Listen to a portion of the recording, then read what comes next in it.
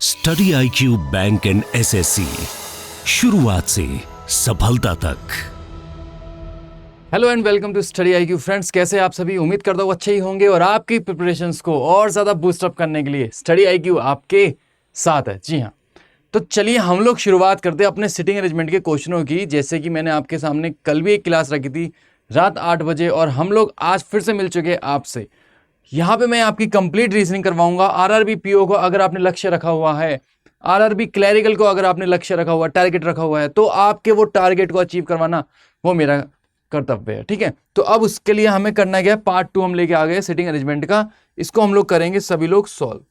ठीक है जी, चलिए जी, बिना किसी देरी के हम लोग करते हैं आज के सेशन की शुरुआत।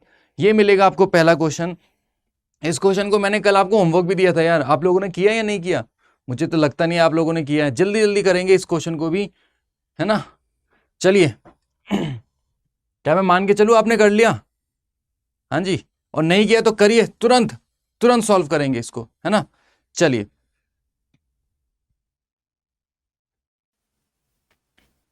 चलिए साथ में करते सभी लोग, है ना, मिलके करते हैं, तुरंत करेंगे यार हम लोग। डेली हमें एटलीस्ट 2 सिटिंग अरेंजमेंट तो बनाने हैं, जिससे कि जब तक हमारे एग्जाम्स आए तब तक हमारी प्रिपरेशंस एकदम बेस्ट और स्मूथ हो जाए। ओके फाइन, तो हमें 2 मिनिमम लेके चलने होते सिटिंग अरेंजमेंट रोज डेली।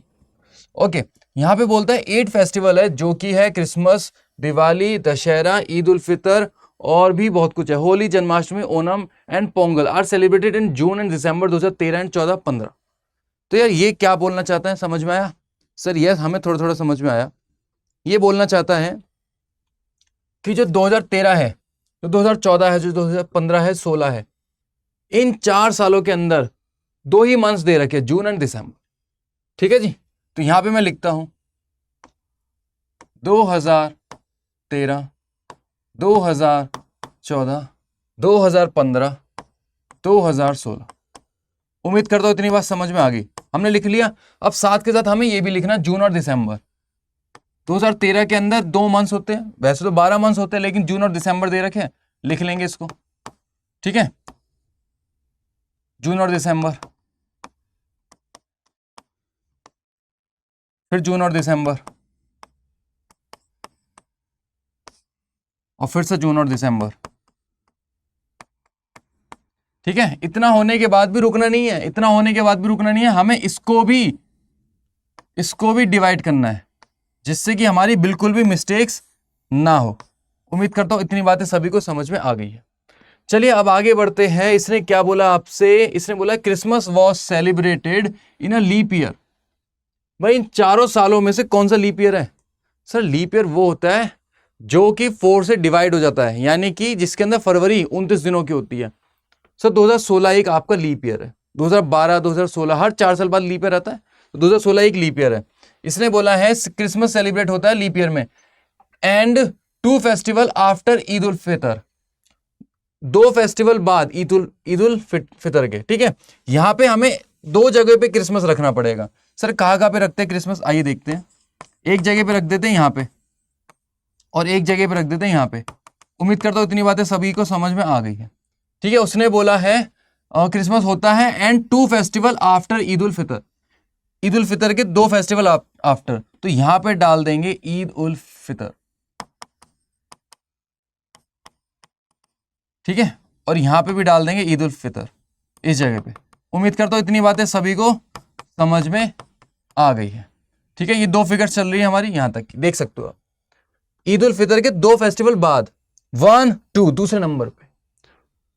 आफ्टर का मतलब होता है 2 फेस्टिवल आफ्टर का मतलब होता है दूसरे नंबर पे। ये नहीं कि दो का गैप लेके तीसरे नंबर पे, ये नहीं होता। दूसरा फेस्टिवल यानी कि सेकंड नंबर पे ही पहुंचना है, सेकंड नंबर पे पहुंचे। ठीक है जी, समझ में आ गया। 3 festival are celebrated between Eid ul Fitr and Pongal. Eid ul Fitr और पोंगल के बीच में 3 फेस्टिवल है, 1, 2, 3। यहां पे आ जाएगा पोंगल, 1, 2, 3, यहां पे आ जाएगा पोंगल। उम्मीद करता हूं इतनी बातें सभी को समझ में आ रही है। आगे बढ़ते हैं। पोंगल के बारे में कुछ बोलता था। देखो ये विच जो होता है ये ऑब्जेक्ट के लिए यूज होता है, जो सेकंड ऑब्जेक्ट होता है, यानी कि नियर बाय ऑब्जेक्ट के लिए। तो विच के साथ में है Pongal. Pongal was celebrated immediately before Onam. Pongal Onam से तुरंत पहले होता है। सर ओणम से तुरंत पहले आ जाएगा कौन? पोंगल। बात समझ में आ गई? ठीक है। Diwali was not celebrated in the same month as Onam. Okay, तो दिवाली यहां पे नहीं आएगी, दिवाली यहां पे तो आप कहीं पे भी आ सकती है भाई, बस दिवाली उस मंथ में नहीं आएगी। Diwali was not celebrated in the same month as Onam, Onam के साथ वाले मंथ में नहीं आएगी भाई। ओणम अगर यहाँ पे है ना, आप समझ लीजिए उस वाले सेम मंथ में नहीं आएगी। सॉरी, यहां पे लिखा है सेम मंथ में नहीं आएगी, ईयर की बात नहीं बोली है, सेम मंथ में नहीं आएगी। यानी कि अगर ओणम दिसंबर में है, ओणम जून में है, तो वहां पे कहां पे नहीं आएगी दिवाली? दिसंबर में भी नहीं आएगी, इस साइड में जून में नहीं आएंगी। ठीक है जी, उम्मीद करता हूं इतनी बातें सभी को समझ में आ गई है। तो ध्यान से देखना, यहां पे अगर दिसंबर है ये, तो दिसंबर में नहीं आना, कौन? दिवाली नहीं आनी। तो दिवाली कहां पे आएगी फिर? जून में आएगी। अरे जून को ध्यान से देखना, यहां पे भी जून घिरा हुआ है, यहां पे भी जून घिरा हुआ है, यहां पे भी जून घिरा हुआ है, तो यहां पे आ जाएगी दिवाली। उम्मीद करता हूं इतनी बातें सभी को समझ में आ रही है। ठीक है जी, दिवाली के लिए बोलता है कि वो ओणम वाले सेम मंथ में नहीं आएगी, इस वाली फिगर में बोलता है वो जून में आ रहा है ओणम, तो जून में दिवाली नहीं आनी, तो दिसंबर में आएगी। तो दिसंबर कहाँ पे खाली है? 1 2, सर दिसंबर यहाँ पे खाली है और जगह पे कहीं पे खाली नहीं है, तो दिवाली को डालेंगे यहाँ पे। उम्मीद करता हूं ये बात भी समझ में आ गई है। But 3 festival after Dussehra, Diwali Onam के सेम मंथ में तो नहीं आती है, लेकिन दशहरा के थर्ड फेस्टिवल पे आती है, मतलब उसके बाद में आती है, दशहरा के बाद में, वो भी तीसरे नंबर पे, दशहरा के तीसरे नंबर पे आती है। तो यहां पे आ जाएगा दशहरा, ध्यान से देखना, यहां पे आ जाएगा दशहरा और उसके थर्ड नंबर पे 1 2 थर्ड नंबर पे दिवाली आ गई। यहां पे दिवाली इधर है, दशहरा कहां पे आएगा? सर दशहरा तो हम डाल ही नहीं पाएंगे, खत्म, ये वाली फिगर तो गई। समझ में आया भाई? यहां पे दशहरा कहां पे जाएगा? ऊपर है ही नहीं जगह।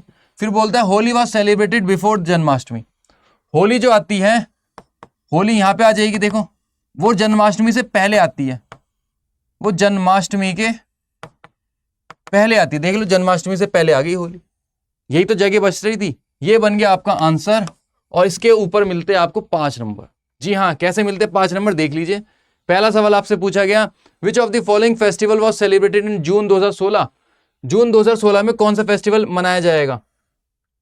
सर जून 2016 में मनाया जाएगा जन्माष्टमी। क्या मनाया जाएगा? जन्माष्टमी। टिक करेंगे जन्माष्टमी, ऑप्शन नंबर बी, आगे बढ़ जाएंगे।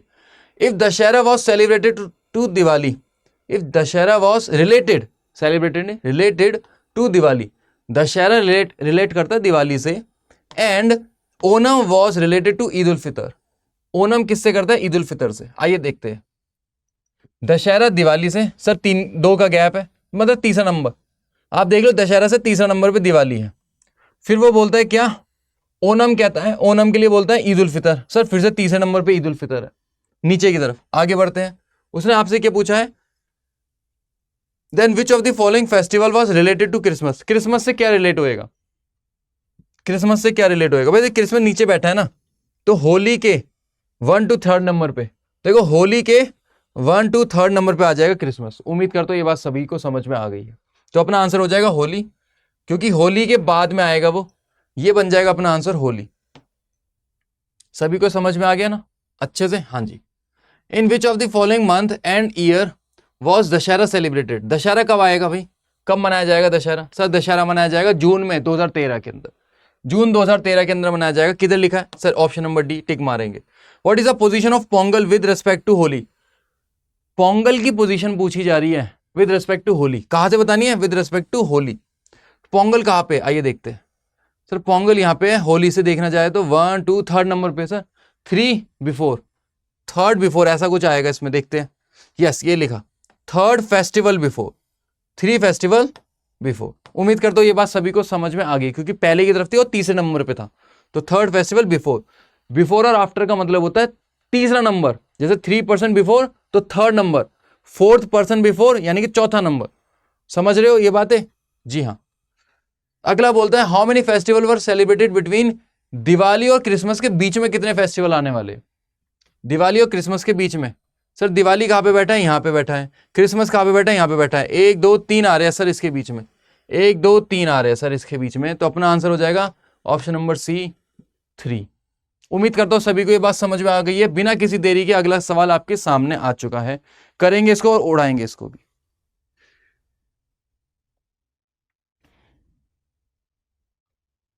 जल्दी जल्दी, है ना। चलिए, क्या कहता है वो इसके अंदर। ओके, 10 लोग आ गए हैं, बैठना चाहते हैं 2 पंक्तियों में, हम बिठा देते सर इनको। 5 एक पंक्ति में बैठना चाहते हैं, 5 दूसरी में बैठना चाहते हैं, कोई बात नहीं सर, हम बिठा देंगे इनको भी। अरे अरे अरे अरे यार, यहां पे फिर वो वाली इशू आ रहा है ना। चलिए चलिए चलिए, कोई बात नहीं, कोई बात नहीं, हम क्या करते हैं, यहां पे बना लेते हैं, यहां बना लेते हैं, ठीक है जी। उसने हमसे क्या बोला है, उसने हमसे क्या बोला है यहां पे कि 10 पर्सन है sitting in a 2 rows, each row has 5 seats, each such that the person sitting in a row facing the person sitting in the other row. L, M, N, O, P are sitting in the south facing row and A, B, C, D, E are sitting in the north facing row. इतनी बात उसने बोल दी कि L, M, N तो आएंगे south की ओर, L, M, N, O, P आएंगे south की ओर, A, B, C, D आएंगे नॉर्थ की ओर। चलिए यहां पे बनाते हैं, यहां बनाएंगे, ठीक है। तो हमने क्या किया, 2 फिगर्स बनाई ऐसे करके, 1 2 3 4 5, 1 2 3 4 5, ठीक है। यहां पे हमने ये कर लिया। देखो ये चीज मैं इस फॉर्मेट में करता हूं, आप लोग चाहे तो 2 अलग अलग लाइंस बना सकते हैं, एक का फेस साउथवर्ड, एक का फेस नॉर्थवर्ड, तो आप अपने हिसाब से बना सकते हैं। मैं इसी फॉर्मेट में करना पसंद करता हूं क्योंकि इससे मुझे एक एक लाइन बनानी पड़ती है, कम से कम 5-5 सेकंड का फायदा मिलता है, ठीक है जी। चलिए आगे बढ़ते। इतना करने के बाद हम लोग बढ़ते पीछे की। अच्छा, यहां पे उसने कुछ बात बोली थी, क्या बोला था, LMNOP साउथ की ओर है, ABCDE नॉर्थ की ओर है। LMNOP साउथ की ओर और ABCDE किधर की ओर, नॉर्थ की ओर। उम्मीद करता हूं इतनी बातें सभी को समझ में आ गई है। पीछे चलते, क्या बोला उसने। अब यहां से क्वेश्चन आपका स्टार्ट होएगा इधर से। Only 1 person is sitting between and N O, N और ओ के बीच में केवल एक ही व्यक्ति बैठा है, ओके। फिर कहता है L is not facing B, L B को फेस नहीं करता है, ठीक है। यहां तक अभी तक हमें कुछ समझ नहीं आ रहा है ना। फिर वो बोलता है L is not facing B, L B को फेस नहीं करता है। N is facing the person who is sitting second to the right of D, N is facing the person who is sitting second to the right of D, ठीक है जी, ठीक है जी। Okay, C is facing the person who is sitting third to the left of M, P is facing the person who is sitting to the immediate right of E, O is facing the person who is sitting to the right of C. इतनी बातें उसने बोल दी, कोई भी exact बात उसने बताई नहीं है कि कहाँ से क्वेश्चन को स्टार्ट करना है, कौन सा बंदा कोने पे बैठा है, कौन सा बंदा कहाँ पे बैठा है, कुछ नहीं बताया ना उसने। करना स्टार्ट करते हैं इसने, जो जो इसने बोला ना उतनी बातें लिख लेंगे बस। इन सारी बातों को हम लोग उतार लेते हैं, ठीक है जी। हम क्या करते हैं, इन सारी बातों को उतार लेते हैं। उसने बोला only 1 person is sitting between N and O, N और ओ के बीच में कितने लोग हैं, ओनली 1 पर्सन, यही बात बोली उसने, हमने उतार लिया। फिर उसने क्या बोला था, उसने बोला था कि L is not facing B, L B को फेस नहीं करता है, हम इसको भी लिख लेंगे, L is not facing B, L B को फेस नहीं करता है। फिर आगे बढ़ते, और क्या बोला उसने, फिर उसने क्या बोला है यहाँ पे, N is facing the person who is sitting second to the right of D, N is facing the person who is sitting second to the right of D, D के सेकंड राइट में जो भी बैठा है ना, है ना, D के सेकंड राइट में जो भी बैठा है,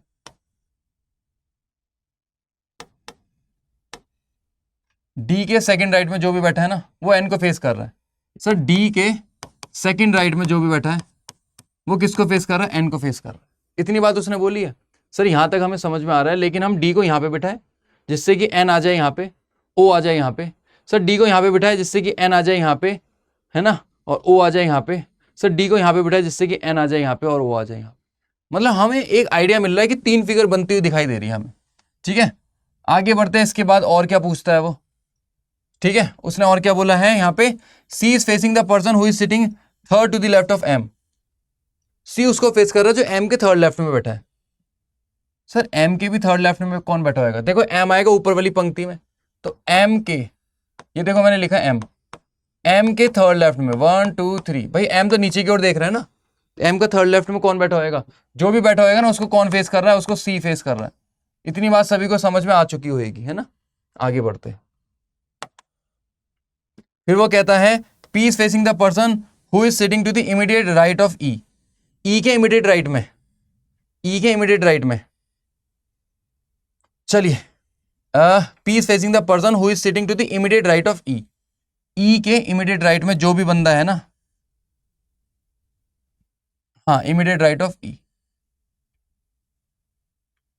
चलिए E के इमीडिएट राइट में, अब देखो E आएगा नीचे की साइड में, E आएगा नीचे की साइड में, तो मैं वर्किंग नोट नीचे बना लेता हूँ, क्या दिक्कत है।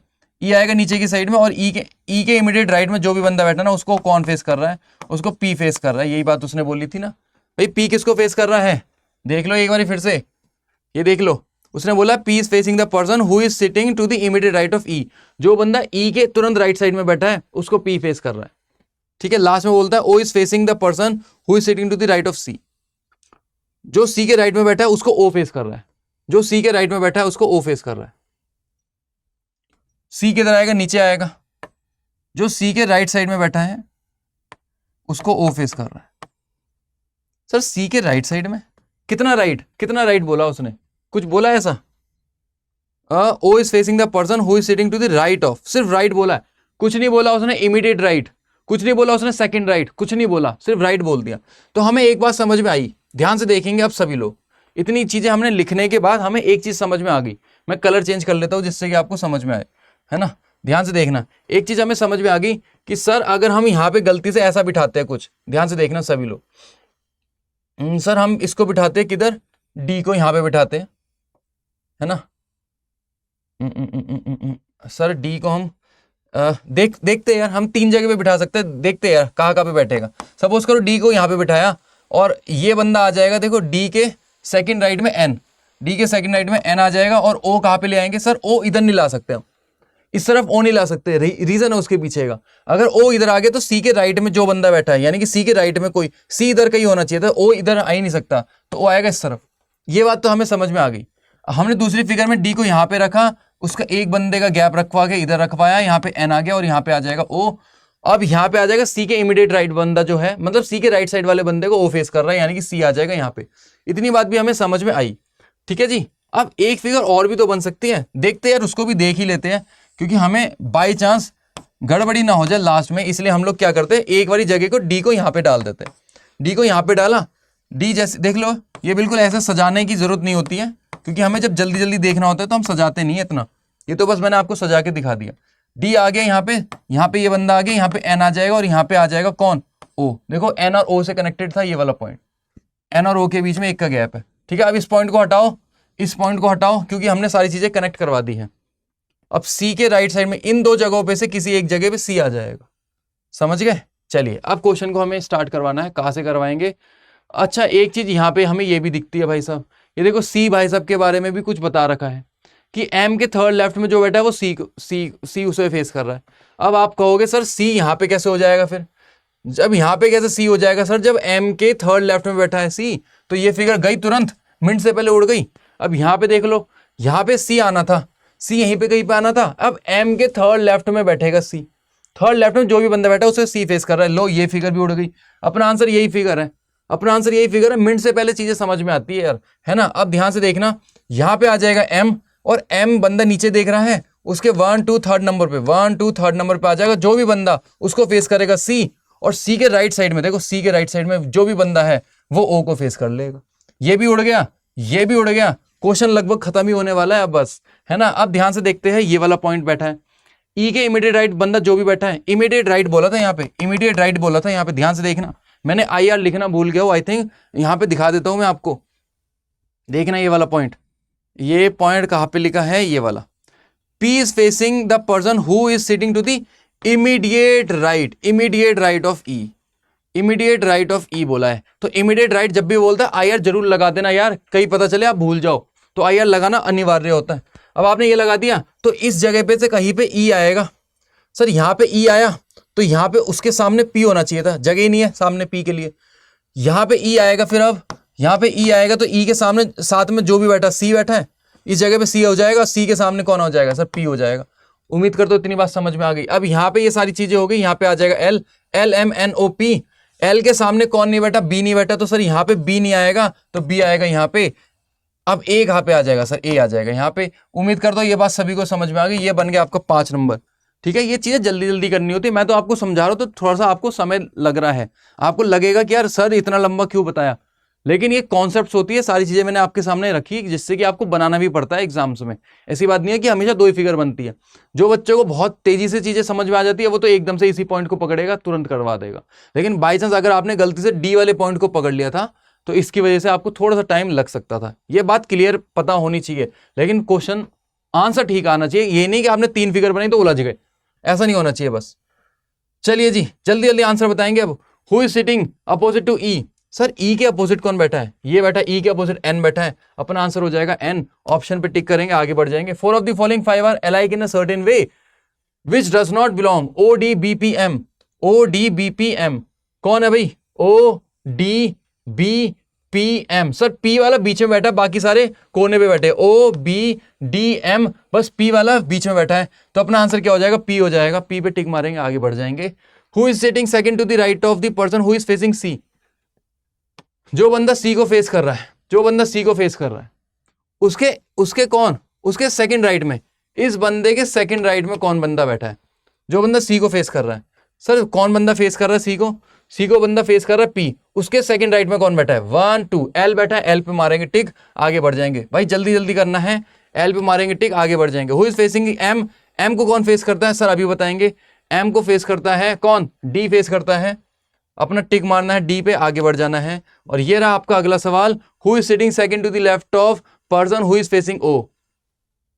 अरे इतना तो कर ही लोगे आप, उम्मीद करता हूं इतना तो आप कर ही लोगे। इस वाले का आंसर आप लोग मेरे को कमेंट सेशन के अंदर बताना, और इसका आंसर मैं देख लूंगा आपके कमेंट्स में, ठीक है? तो सभी लोग बताएंगे इसका आंसर। सामने आपके सामने फिगर है, इसको टिक मार देना बस, ठीक है जी। और ये मेरे टेलीग्राम ग्रुप है, इसको आप ज्वाइन कर सकते हैं, जिसमें आपको क्वेश्चंस पे क्वेश्चंस मिलते रहते हैं, और जो भी जरूरी इंफॉर्मेशन होती है वो यहाँ पे मैं डालता रहता हूँ, ठीक है? तो सभी लोग ज्वाइन कर लेंगे इसको। और मेरे से आप इंस्टाग्राम पे भी जुड़ सकते हो, जहाँ पे आपको लिखना है रीजनिंग बाय सागर दुआ, सागर सर लिखना, ठीक है? रीजनिंग बाय सागर सर, ओके? तो आप कनेक्ट हो जाओगे मेरे से इंस्टाग्राम पे भी। Thank you so much class. और कैसी थी क्लास मेरे को जरूर बताएंगे कमेंट सेशन के अंदर। और जो लोग हमसे जुड़ना चाहते स्टडी IQ से, यानी कि जो बैंकिंग की तैयारी कर रहे हैं, तो वो बैंक की तैयारी कर सकते हैं हमारे साथ जुड़ के, हमारे कोर्स को परचेज करके। स्टडी IQ की साइट पे जाना है और आपको वहां पे लिखना है बैंक। आपके सामने एक कोर्स आ जाएगा बैंकिंग वाला, तो उसके अंदर आपको उसको परचेज कर लेना। बैंक फाउंडेशन बैच आ जाएगा, ठीक है? अचीवर्स बैंक फाउंडेशन बैच वो आ जाएगा, उसको आपको ले लेना है। और वहां पे आपको क्या लगाना है? कूपन कोड लगाना है। कूपन कोड क्या होएगा? अरे कूपन कोड यहाँ पे होएगा, देखो ये रहा कूपन कोड, ठीक है? ये लगा देना आपको सागर लाइव, जिससे कि आपको मिल जाएगा मैक्सिमम डिस्काउंट। उम्मीद करता हूँ सारी चीजें समझ में आ चुकी है। मैं जल्दी जल्दी डेली लेके आता हूँ 2-2 क्वेश्चंस सिटिंग अरेंजमेंट के, जिससे कि आपकी प्रिपरेशन जब तक एग्जाम्स आए बिल्कुल भरपूर प्रॉपर हो जाए। तो thank you so much class, have a wonderful day ahead and bye bye, love you. Study IQ bank and SSC, शुरुआत से सफलता तक।